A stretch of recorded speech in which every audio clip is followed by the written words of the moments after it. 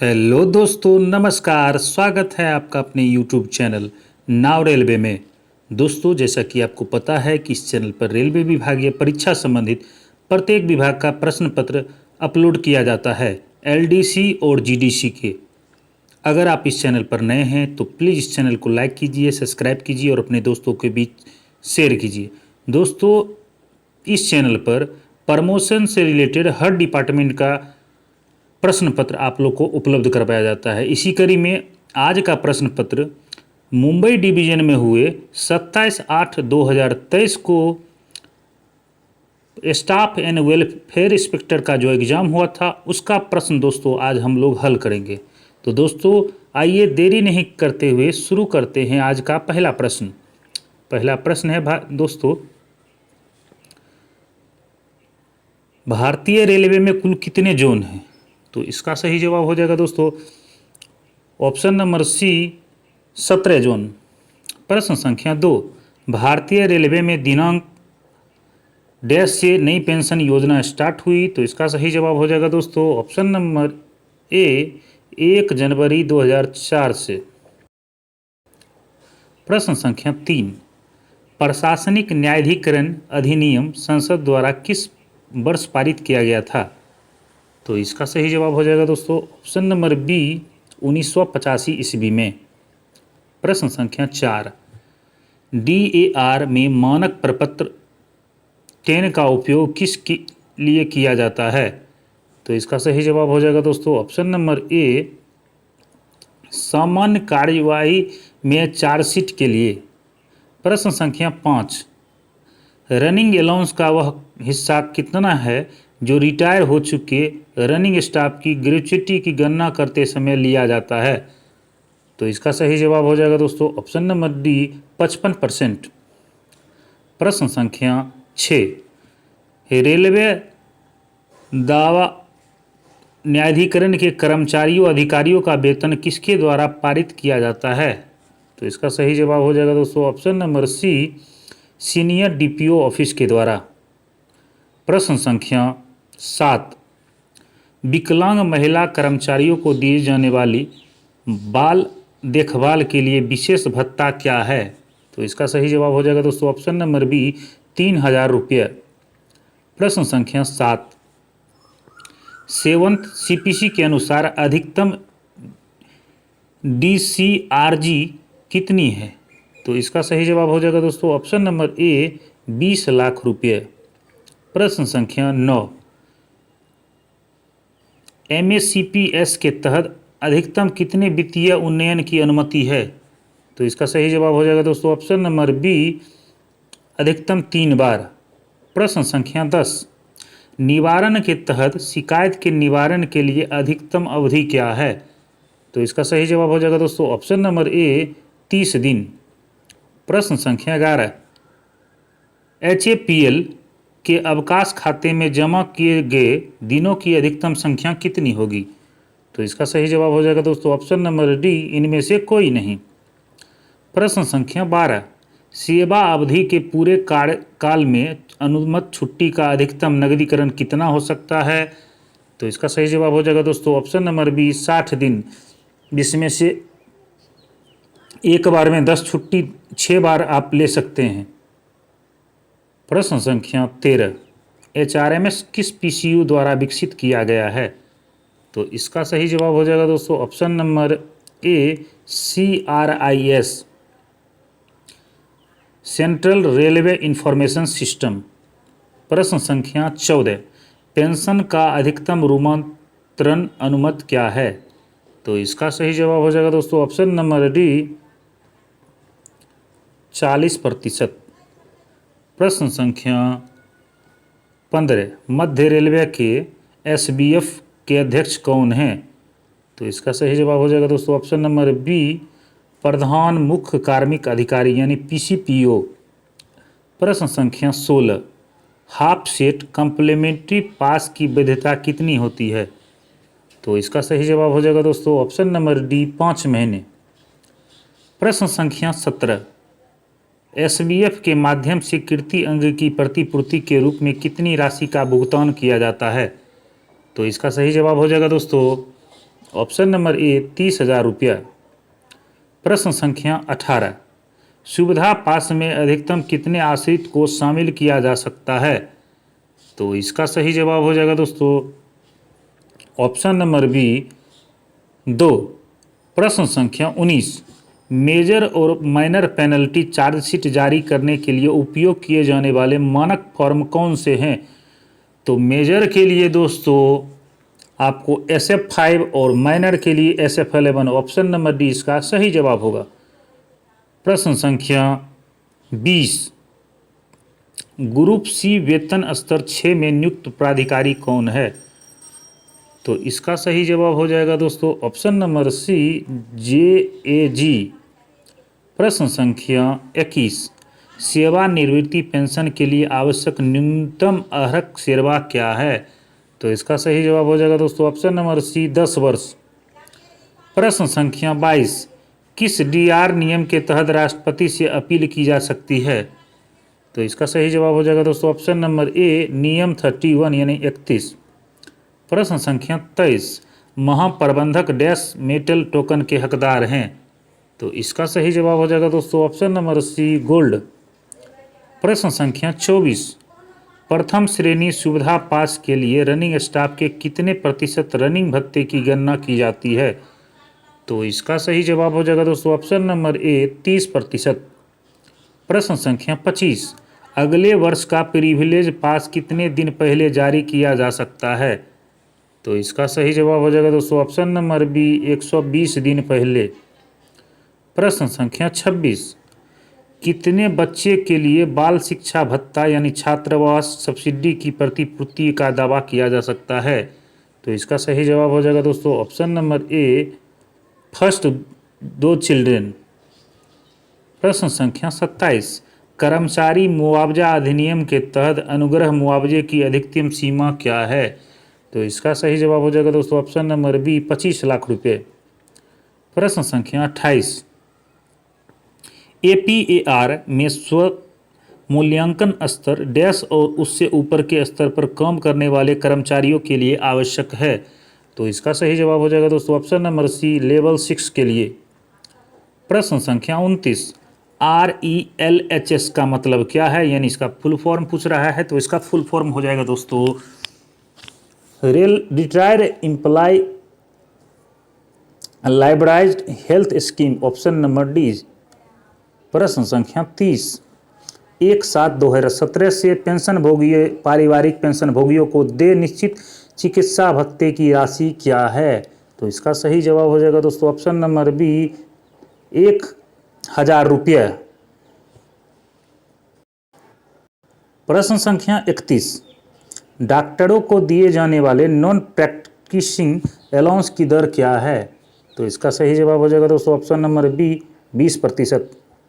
प्रश्न संख्या 32, रेलवे कर्मचारी की मृत्यु के मामले में अनुकंपा आधार पर नियुक्ति के लिए कौन पात्र नहीं है? तो इसका सही जवाब हो जाएगा दोस्तों ऑप्शन नंबर डी बहनोई। प्रश्न संख्या 33, लोक सेवा में स्ट्राइक पर जाने से पहले कितने दिन का नोटिस देना चाहिए?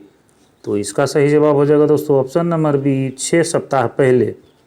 प्रश्न संख्या 34, पूरी रात का मतलब डैश से डैश के बीच है। तो दोस्तों रेलवे में पूरी रात का मतलब रात 10 बजे से सुबह 6 बजे तक होता है। तो इसका सही जवाब हो जाएगा ऑप्शन नंबर ए। प्रश्न संख्या 35, अराजपत्रित कर्मचारियों के लिए PHP कोटा के लिए कितना प्रतिशत आरक्षित है? तो इसका सही जवाब हो जाएगा दोस्तों ऑप्शन नंबर डी इनमें से कोई नहीं। प्रश्न संख्या 36, IREC का पूर्ण रूप क्या है यानी फुल फॉर्म पूछ रहा है। तो इसका सही जवाब हो जाएगा दोस्तों option number A Indian railway establishment code. प्रश्न संख्या 37, किस स्थिति में ब्रेक जर्नी की अनुमति नहीं है? तो इसका सही जवाब हो जाएगा दोस्तों ऑप्शन नंबर सी सेटलमेंट पास में। प्रश्न संख्या 38, मॉडर्न कोच फैक्ट्री किस स्थान पर स्थित है? तो इसका सही जवाब हो जाएगा दोस्तों ऑप्शन नंबर बी रायबरेली में। प्रश्न संख्या 39, वह दस्तावेज जो रेलवे कर्मचारियों के कार्य के घंटे को दर्शाता है तो वो कौन सा होता है? तो इसका सही जवाब हो जाएगा दोस्तों option number B duty roster, कार्य आवंटित करने वाला चार्ट। प्रश्न संख्या 40, अनुकंपा आधार नियुक्ति में न्यूनतम आयु सीमा में 1 वर्ष तक ढील देने का अधिकार किसके पास है? तो इसका सही जवाब हो जाएगा दोस्तों ऑप्शन नंबर सी, जीएम के पास। प्रश्न संख्या 41, निलंबन के लिए मानक रूप क्या है? तो इसका सही जवाब हो जाएगा दोस्तों ऑप्शन नंबर डी, SF1। प्रश्न संख्या 42, निरंतर वर्गीकरण के तहत रेलवे कर्मचारियों के 2 रोस्टर किए गए कर्तव्यों के बीच डैश आराम की अवधि को शॉर्टकट कहा जाता है। तो इसका सही जवाब हो जाएगा दोस्तों ऑप्शन नंबर ए, 10 घंटे से कम। प्रश्न संख्या 43, SC/ST उम्मीदवारों को अधिकतम आयु में कितनी छूट दी जाती है? तो इसका सही जवाब हो जाएगा दोस्तों ऑप्शन नंबर बी, 5 वर्ष। प्रश्न संख्या 44, RLC का फुल फॉर्म क्या होगा? ये पूर्ण रूप पूछ रहा है। तो इसका सही जवाब हो जाएगा दोस्तों option number A, regional labour commissioner. प्रश्न संख्या 45, पूर्ववर्ती समूह डी लेवल 1 के लिए नियुक्त प्राधिकारी कौन है? तो इसका सही जवाब हो जाएगा दोस्तों option number B, junior scale अधिकारी। प्रश्न संख्या 46, भर्ती ग्रेड में अराजपत्रित कर्मचारियों के लिए PHP कोटा कितना है? तो इसका सही जवाब हो जाएगा दोस्तों ऑप्शन नंबर डी, 4%। प्रश्न संख्या 47, MACP के तहत वित्तीय उन्नयन प्रदान करने के लिए संशोधित न्यूनतम बेंचमार्क क्या है? तो इसका सही जवाब हो जाएगा दोस्तों ऑप्शन नंबर सी, बहुत अच्छा, वेरी गुड। प्रश्न संख्या 48, सर्वोच्च अनुशासनात्मक प्राधिकारी कौन है? तो इसका सही जवाब हो जाएगा दोस्तों ऑप्शन नंबर डी, राष्ट्रपति। प्रश्न संख्या 49, आश्रित सहित कितने सदस्यों को प्रिविलेज पास में शामिल किया जाना है? तो इसका सही जवाब हो जाएगा दोस्तों ऑप्शन नंबर ए, 5। प्रश्न संख्या 50, पूर्व सैनिकों के लिए समूह सी और पूर्ववर्ती समूह डी में सीधी भर्ती कोटा कितना है? तो इसका सही जवाब हो जाएगा दोस्तों ऑप्शन नंबर ए, 10 से 20%। प्रश्न संख्या 51, नवनियुक्त कर्मचारियों के लिए परिवीक्षा अवधि क्या है? तो इसका सही जवाब हो जाएगा दोस्तों ऑप्शन नंबर सी, 2 वर्ष, यानी कि प्रोबेशन पीरियड जो होता है नए कर्मचारियों के लिए वह 2 वर्ष होता है। दोस्तों अगर आप लोग भी नए कर्मचारी हैं तो देख लीजिए, यहाँ भी एक क्वेश्चन पूछा गया है। प्रश्न संख्या 52, मानार्थ पास प्राप्त करने के लिए आवश्यक न्यूनतम योग्यता सेवा क्या है? तो इसका सही जवाब हो जाएगा दोस्तों ऑप्शन नंबर सी, 20 वर्ष। प्रश्न संख्या 53, अंतर मंडल स्वयं के अनुरोध स्थानांतरण मामले के लिए आवश्यक न्यूनतम सेवा क्या है, यानी ऑन रिक्वेस्ट के लिए? तो इसका सही जवाब जो हो जाएगा दोस्तों वो हो जाएगा इनमें से कोई नहीं। अभी ये 10 वर्ष कर दिया गया है, तो इसका सही जवाब हो जाएगा दोस्तों ऑप्शन नंबर डी, इनमें से कोई नहीं। प्रश्न संख्या 54, एक अकेली महिला रेल सेवक 1 वर्ष में डैश बार CCL की हकदार होगी? तो इसका सही जवाब जो हो जाएगा दोस्तों वो होगा ऑप्शन नंबर बी, 6 बार। प्रश्न संख्या 55, केंद्र सरकार के पदों पर आर्थिक रूप से कमजोर वर्ग यानी EWS के लिए आरक्षण का प्रतिशत कितना है? तो इसका सही जवाब हो जाएगा दोस्तों ऑप्शन नंबर ए, 10%। प्रश्न संख्या 56, विशेष विकलांगता अवकाश को किस अवकाश में बदल दिया गया है? तो इसका सही जवाब हो जाएगा दोस्तों ऑप्शन नंबर डी, WRIIL यानी काम से संबंधित बीमारी और चोट की छुट्टी। प्रश्न संख्या 57, बताएं कि 20 साल की सेवा के बाद जारी किए गए मानार्थ पास के मामले में निम्नलिखित से कौन सा सही है? तो इसका सही जवाब हो जाएगा दोस्तों ऑप्शन नंबर डी, इनमें से सभी, यानी कि ग्रुप ए और ग्रुप बी को प्रति वर्ष 3 पास मिलेंगे, ग्रुप सी के कर्मचारियों के लिए प्रति वर्ष 2 पास मिलेंगे, ग्रुप डी कर्मचारियों को प्रति वर्ष 1 पास मिलेगा। प्रश्न संख्या 58, जो निर्वाह भत्ते से अनिवार्य वसूली कटौती में शामिल नहीं है तो वो क्या है? तो इसका सही जवाब हो जाएगा दोस्तों ऑप्शन नंबर डी, GPF ऋण यानी अग्रिम की वापसी। प्रश्न संख्या 59, लेवल 7 में अनुकंपा आधार पर नियुक्ति देने का अधिकार किसे है? तो इसका सही जवाब हो जाएगा दोस्तों option number B, GM sir को यह अधिकार है। प्रश्न संख्या 60, इनमें से किस परिस्थिति में सीजीए के लिए एक वार्ड को उच्च शिक्षा योग्यता प्राप्त करने की अनुमति दी जा सकती है? तो इसका सही जवाब हो जाएगा दोस्तों ऑप्शन नंबर डी, विकल्प 1 और विकल्प दोनों सही, यानी कि मृत्यु के समय उम्मीदवार बालिग है और पहले एक पाठ्यक्रम में भर्ती है, या उम्मीदवार नाबालिग है और वयस्कता की आयु प्राप्त करने से पहले से ही एक पाठ्यक्रम में प्रवेश ले चुका है। उसके बाद क्वेश्चन नंबर 61, जब 2 या 2 से अधिक उम्मीदवारों को एक ही परीक्षा चयन में समान योग्यता वाला घोषित किया जाता है तो उनकी सापेक्ष वरिष्ठता डैश के द्वारा निर्धारित की जाती है? तो इसका सही जवाब हो जाएगा दोस्तों option number B, date of birth के द्वारा। प्रश्न संख्या 62, डैश आधार पर स्थानांतरण के कारण वरिष्ठता प्रभावित नहीं होती है? तो इसका सही जवाब हो जाएगा दोस्तों ऑप्शन नंबर सी, प्रशासनिक आधार पर स्थानांतरण पर। प्रश्न संख्या 63, यौन उत्पीड़न अधिनियम की रोकथाम की अवधि के तहत आईसीसी द्वारा जांच डैश दिन के अंदर पूरी की जानी है? तो इसका सही जवाब जो हो जाएगा दोस्तों ऑप्शन नंबर सी, 90 दिनों के अंदर। प्रश्न संख्या 64, सेवानिवृत्ति, बर्खास्ती या सेवा से हटाने के मामले में सीए छात्रावास सब्सिडी कितनी होगी? तो इसका सही जवाब हो जाएगा दोस्तों ऑप्शन नंबर डी, सभी मामले में शैक्षणिक वर्ष के अंत तक पूरी तरह से स्वीकार्य होगा। प्रश्न संख्या 65, एक वर्ष में मंडल स्तर पर प्रत्येक संघ के साथ अस्थायी वार्ता तंत्र बैठकों की संख्या कुल कितनी है, यानी कितने पीएनएम मीटिंग होंगे एक वर्ष में? तो इसका सही जवाब हो जाएगा दोस्तों ऑप्शन नंबर डी, 6 मीटिंग। प्रश्न संख्या 66, HOER वर्गीकरण में परिवर्तन के लिए सक्षम प्राधिकारी कौन है? तो इसका सही जवाब हो जाएगा दोस्तों ऑप्शन नंबर डी, PCPO। प्रश्न संख्या 67, रिपोर्टिंग अधिकारी उस कर्मचारी का APR भर सकता है जिसके उसने कम से कम डैश दिन काम किया है? तो इसका सही जवाब हो जाएगा दोस्तों ऑप्शन नंबर ए, 90 दिन। प्रश्न संख्या 68, CTSE का क्या मतलब है?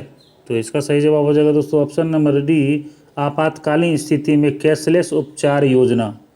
प्रश्न संख्या 69, सेवा में रहते हुए छुट्टी के नकदीकरण के लिए छुट्टी नकदीकरण के बाद न्यूनतम अवकाश शेष डैश दिन होगा? तो इसका सही जवाब हो जाएगा दोस्तों ऑप्शन नंबर डी, 30 दिन। प्रश्न संख्या 70, इलाज के लिए मेडिकल कार्ड में शामिल करने के उद्देश्य से पुत्र को परिवार का सदस्य माना जा सकता है, यदि सन यानी बेटा कितना होना चाहिए? तो इसका सही जवाब हो जाएगा दोस्तों ऑप्शन नंबर सी, ए और बी दोनों सही हैं, यानी कि 21 वर्ष से कम की बेटे और पूरी तरह से रेलवे कर्मचारी पर निर्भर, या 21 वर्ष से अधिक आयु के अविवाहित बेटे बिना ऊपरी आयु सीमा के यदि पूरी तरह से आश्रित और रेलवे कर्मचारी के साथ रहते हैं। प्रश्न संख्या 71, उपलब्ध रिकॉर्ड के साथ सेवा रजिस्टरों का पुनर्निर्माण किसके द्वारा किया जा सकता है? तो इसका सही जवाब हो जाएगा दोस्तों ऑप्शन नंबर डी, ए और बी दोनों सही, यानी वित्त सहमति के साथ DRM या ADRM के साथ और वित्त सहमति के साथ PCPO के द्वारा। प्रश्न संख्या 72, संबंधित प्रधान कार्यालय द्वारा अधीनस्थ रेलवे कर्मचारी को सेवा अभिलेख दिखाने का अंतराल क्या है? तो इसका सही जवाब जो हो जाएगा दोस्तों वो हो जाएगा ऑप्शन नंबर ए, प्रत्येक वर्ष। प्रश्न संख्या 73, रनिंग स्टाफ के मामले में ओवरटाइम की गणना के लिए काम के घंटे कैसे लिए जाते हैं? तो इसका सही जवाब हो जाएगा दोस्तों ऑप्शन नंबर ए, साइट इन से साइट ऑन आउट। प्रश्न संख्या 74, इनमें से कौन सी सुविधाएं फैक्ट्री अधिनियम के तहत कल्याणकारी उपायों के दायरे में नहीं आती है? तो इसका सही जवाब हो जाएगा दोस्तों ऑप्शन नंबर सी, सोने के लिए बिस्तर की सुविधा। प्रश्न संख्या 75, कर्मचारी की मृत्यु के मामले में रेलवे क्वार्टरों का अनुमेय प्रतिधारण क्या है? तो इसका सही जवाब हो जाएगा दोस्तों ऑप्शन नंबर डी, 24 महीने। प्रश्न संख्या 76, केंद्रीय प्रशासनिक न्यायाधिकरण अधिनियम द्वारा वादियों के केवल डैश मामले में अधिकार क्षेत्र का प्रयोग करता है? तो इसका सही जवाब हो जाएगा दोस्तों ऑप्शन नंबर बी, सेवा यानी सर्विस मेटर। प्रश्न संख्या 77, कर्मचारी मुआवजा अधिनियम 1923 को पहले इस नाम से जाना जाता था? तो इसका सही जवाब हो जाएगा दोस्तों ऑप्शन नंबर बी, कामगार मुआवजा अधिनियम। प्रश्न संख्या 78, किस मामले में ट्रेड यूनियन पदाधिकारियों को यूनियन की सहमति के बिना हस्तांतरण किया जा सकता है? तो इसका सही जवाब हो जाएगा दोस्तों ऑप्शन नंबर डी, इनमें से सभी, यानी लीगल नेसेसरी, पदोन्नति और विजिलेंस केस, इन सभी में। प्रश्न संख्या 79, मृत विधवा कर्मचारी का पोता पीएफ डीसीआरजी के लिए पात्र है? तो इसका सही जवाब हो जाएगा दोस्तों ऑप्शन नंबर सी, बशर्ते कर्मचारी का बेटा जीवित न हो तब वह पात्र होगा। प्रश्न संख्या 80, औद्योगिक विवाद अधिनियम कब पारित हुआ? तो इसका सही जवाब हो जाएगा दोस्तों ऑप्शन नंबर ए, 1947 ईस्वी में। प्रश्न संख्या 81, न्यूनतम वेतन अधिनियम के प्रयोजन के लिए उपयुक्त सरकार का अर्थ क्या है? तो इसका सही जवाब हो जाएगा दोस्तों ऑप्शन नंबर बी, राज्य सरकार। प्रश्न संख्या 82, आरटीआई अधिनियम 2005 के तहत अनुरोध का उत्तर देने का सामान्य समय सीमा क्या है? तो इसका सही जवाब हो जाएगा दोस्तों ऑप्शन नंबर बी, 30 दिनों के अंदर उसको देना है। प्रश्न संख्या 83, अवकाश स्वीकृति प्राधिकारी इनमें से क्या नहीं कर सकता है? तो इसका सही जवाब हो जाएगा दोस्तों ऑप्शन नंबर सी, छुट्टी का प्रकार नहीं बदल सकता है। प्रश्न संख्या 84, सीएटी की मुख्य पीठ कहाँ स्थित है? तो इसका सही जवाब हो जाएगा दोस्तों ऑप्शन नंबर बी, दिल्ली में। प्रश्न संख्या 85, प्रेम का फुल फॉर्म क्या होगा? तो इसका सही जवाब हो जाएगा दोस्तों option number B, participation of railway employ in management. प्रश्न संख्या 86, जोनल स्तर पर और मंडल स्तर पर पीएनएम का सचिव कौन होता है? तो इसका सही जवाब हो जाएगा दोस्तों ऑप्शन नंबर सी, पीसीपीओ या सीनियर डीपीओ, यानी कि जोन में होगा तो पीसीपीओ और डिवीजन में होगा तो सीनियर डीपीओ। प्रश्न संख्या 87, एसबीएफ के माध्यम से महिला सशक्तिकरण के लिए कितना पैसा आरक्षित है? तो इसका सही जवाब हो जाएगा दोस्तों ऑप्शन नंबर बी, 23 रुपया। प्रश्न संख्या 88, रेलवे कर्मचारी कितने वर्षों के बाद चश्मे की प्रतिपूर्ति के लिए आवेदन कर सकता है? तो इसका सही जवाब हो जाएगा दोस्तों ऑप्शन नंबर सी, 3 वर्ष के लिए। प्रश्न संख्या 89, कितने दिनों तक रेल सेवक की बीमारी के लिए एक निजी चिकित्सा प्रमाण की अनुमति है? तो इसका सही जवाब हो जाएगा दोस्तों ऑप्शन नंबर ए, 3 दिन के लिए। प्रश्न संख्या 90, डीएनएआर कार्रवाई के तहत पेंशन में कटौती का आदेश देने का अधिकार किस प्राधिकारी को है? तो इसका सही जवाब हो जाएगा दोस्तों ऑप्शन नंबर बी, भारत के राष्ट्रपति को। प्रश्न संख्या 91, अध्ययन अवकाश को किस लाभ के लिए सेवा के रूप में गिना जाएगा? तो इसका सही जवाब हो जाएगा दोस्तों ऑप्शन नंबर डी, इनमें से सभी, यानी पदोन्नति, सीनियरिटी और इंक्रीमेंट। प्रश्न संख्या 92, प्रमाण पत्र जो जन्मतिथि के प्रमाण का रूप में स्वीकार्य नहीं है? तो इसका सही जवाब हो जाएगा दोस्तों ऑप्शन नंबर डी, या राशिफल नगर। तो इस प्रश्न संख्या 93, निम्नलिखित में से कौन सा वेतन भुगतान अधिनियम 1936 के तहत दी गई मजदूरी की परिभाषा के अंतर्गत शामिल नहीं है? तो इसका सही जवाब हो जाएगा दोस्तों ऑप्शन नंबर ए, ग्रेच्युटी। प्रश्न संख्या 94, महिला कर्मचारियों के बच्चों के लिए क्रेच की व्यवस्था के लिए एक कारखाने में कितनी महिला को नियोजित किया जाना चाहिए? तो इसका सही जवाब हो जाएगा दोस्तों ऑप्शन नंबर डी, 30। प्रश्न संख्या 95, आरडीएसओ कहाँ स्थित है? तो यह लखनऊ में स्थित है दोस्तों। प्रश्न संख्या 96, कार्यभार ग्रहण करने के दौरान एक रेल सेवक किस लागू दर पर एचआरए का हकदार होगा? तो इसका सही जवाब हो जाएगा दोस्तों ऑप्शन नंबर ए, पुराने स्टेशन पे जो मिलता है। प्रश्न संख्या 97, रेलवे सेवा आचरण नियम 1966 के नियम 3, 1 और 2 के तहत क्या उल्लेख किया गया है? तो इसका सही जवाब हो जाएगा दोस्तों ऑप्शन नंबर बी, कर्तव्य के प्रति संपन्न बनाए रखना। प्रश्न संख्या 98, डीएनएआर के तहत अनिवार्य सेवानिवृत्ति सेवा से हटाना या बर्खास्ती का जुर्माना लगाने के लिए कौन सा सक्षम प्राधिकारी है? तो इसका सही जवाब जो हो जाएगा दोस्तों हो जाएगा ऑप्शन नंबर बी, नियुक्ति प्राधिकारी, यानी कि अपॉइंटिंग अथॉरिटी। प्रश्न संख्या 99, रेलवे कर्मचारियों की मृत्यु के मामले में लंबित डीएनआर मामले कैसे निपटाए जाते हैं? तो इसका सही जवाब हो जाएगा दोस्तों ऑप्शन नंबर ए, बंद किया जाना चाहिए। प्रश्न संख्या 100, किन परिस्थितियों में अनुकंपा आधार पर नियुक्ति स्वीकार्य नहीं है? तो इसका सही जवाब हो जाएगा दोस्तों ऑप्शन नंबर डी, चिकित्सीय रूप से विवर्गित हो जाने पर और 5 वर्ष से कम की सेवा शेष रह गई हो तो। प्रश्न संख्या 101, हिंदी भाषा को राजभाषा के तौर पर कब स्वीकार किया गया? आप लोगों को पता होगा कि जितने भी एलडीसी के एग्ज़ाम होते हैं उसमें 10 प्रश्न जो रहता है आपका राजभाषा का रहता है। तो दोस्तों आइए राजभाषा को भी देख लेते हैं। पहला प्रश्न है, हिंदी भाषा को राजभाषा के रूप में कब स्वीकार किया गया? तो इसका सही जवाब हो जाएगा दोस्तों ऑप्शन नंबर ए, 14 सितंबर 1949 को। प्रश्न संख्या 102, किस राज्य में राजभाषा अधिनियम 1963 लागू नहीं है? तो इसका सही जवाब हो जाएगा दोस्तों ऑप्शन नंबर सी, तमिलनाडु में। प्रश्न संख्या 103, स्टेशनों के बाहर के बोर्ड पर सबसे ऊपर किस भाषा में लिखा रहता है? तो क्षेत्रीय भाषा में, ऑप्शन नंबर बी। प्रश्न संख्या 104, महाराष्ट्र राज्य राजभाषा अधिनियम 1976 के अनुसार किस क्षेत्र में है? तो महाराष्ट्र ख क्षेत्र में है। प्रश्न संख्या 105, वर्ष 1973 में स्थापित प्रथम रेलवे हिंदी सलाहकार समिति की अध्यक्षता किसने की? तो इसका सही जवाब हो जाएगा दोस्तों ऑप्शन नंबर बी, पंडित ललित नारायण मिश्र ने। प्रश्न संख्या 106, राजभाषा अधिनियम के अंतर्गत देश को कितने क्षेत्र में बांटा गया है? तो इसका सही जवाब हो जाएगा दोस्तों ऑप्शन नंबर ए, 3 क्षेत्र में, क ख ग या ए बी और सी। प्रश्न संख्या 107, कहानी संग्रह के लेखकों और उपन्यास लेखकों के लिए कौन सी पुरस्कार योजना शुरू की गई है? तो इसका सही जवाब हो जाएगा दोस्तों option number B, Munshi Premchandra पुरस्कार।